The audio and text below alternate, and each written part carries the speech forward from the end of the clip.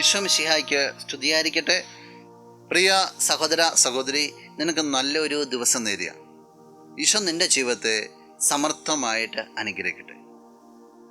പൂജ്യരാജാക്കന്മാര് പുതിയൊരു രക്ഷകൻ പിറന്നു, ലോകത്തിൻ്റെ രക്ഷകൻ പിറന്നിരിക്കുന്നു എന്നറിഞ്ഞപ്പോൾ ആ രക്ഷകനെ അന്വേഷിച്ചു വരികയാണ്. അവർ വന്നു കയറിയത് ഹെറോദസിൻ്റെ കൊട്ടാരത്തിലാണ്. അവിടെ അവർ ഉയർത്തുന്ന ഒരു ചോദ്യമുണ്ട്. വിശുദ്ധ മത്തായി അറിയിച്ച സുവിശേഷം 2-ാം അധ്യായം 2-ാം വാക്യത്തിൻ്റെ ആദ്യ ഭാഗം.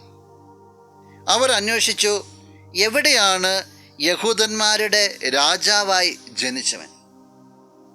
ഒരു ശിശുവിനെ തേടിയാണ് വന്നതെങ്കിലും അവർ ചോദിക്കുന്ന ഇതാണ്, എവിടെയാണ് യഹൂദന്മാരുടെ രാജാവായി ജനിച്ചവൻ?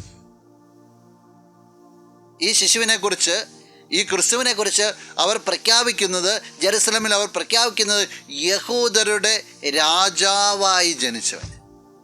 നമ്മുടെ മുമ്പിൽ എഴുന്നള്ളിയിരിക്കുന്ന ഈശോയെക്കുറിച്ചുള്ള ഒരു പരാമർശമാണ് യൂദന്മാരുടെ രാജാവ്. ഈശോ മരിച്ചപ്പോഴും ഈശോയുടെ തലയ്ക്ക് ഭാഗത്തുള്ള ശീർഷകത്തിൽ അത് തന്നെയായിരുന്നു.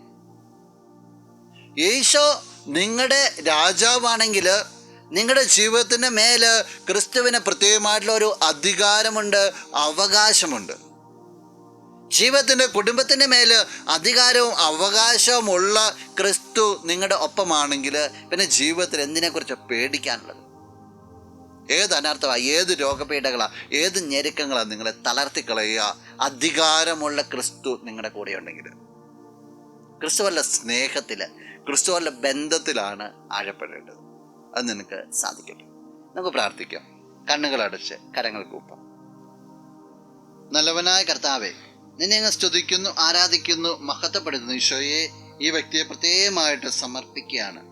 ഈശോ, നിന്നോടുള്ള ബന്ധത്തിൽ കൂടുതൽ ആഴപ്പെടുവാൻ, നിന്നെ രാജാവായിട്ട് ഏറ്റുപറയുവാൻ, നീ കൂടെയുണ്ടെങ്കിൽ ജീവിതം സുരക്ഷിതത്വമാണെന്നുള്ള ബോധ്യത്തിൽ വളരുവാനായിട്ട് ഈ വ്യക്തിയെ നീ അനുഗ്രഹിക്കണമേ.